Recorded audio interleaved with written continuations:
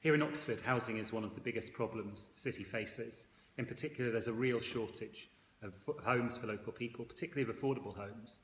We've got something approaching 8,000 council homes. We want to retain those, but we know there are many, many more people on the waiting list who are desperate for council property. And in coming years, not only do we want to improve the quality of our council stock, but we also want to build new council houses for local people. Unfortunately, there are some changes coming down the track from the government which are going to make that a good deal harder.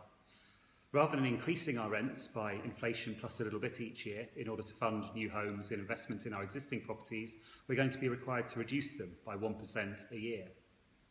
We're also going to be required to sell off properties which, when they become empty, which are at the higher end of value, and that money will be used to pay for a right to buy for housing association tenants.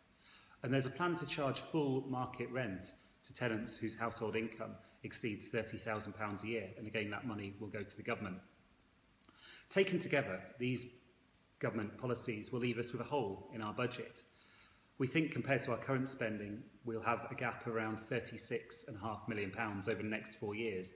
That rises to more than £100 million over the next 10 years, and that presents us with a major problem. So what are we going to do? Well, we're not going to take this lying down. First of all, we'll be lobbying ministers, we'll be lobbying our local members of parliament in order to try to get some of these policies changed. They'll be bad for local people. But secondly, we'll need to look very carefully at what we're planning to spend the money on. We've decided to pause some of the projects in our capital programme in order to look at where we might be able to make savings, where we might be able to deliver the same aims, but do things slightly differently at a lower cost.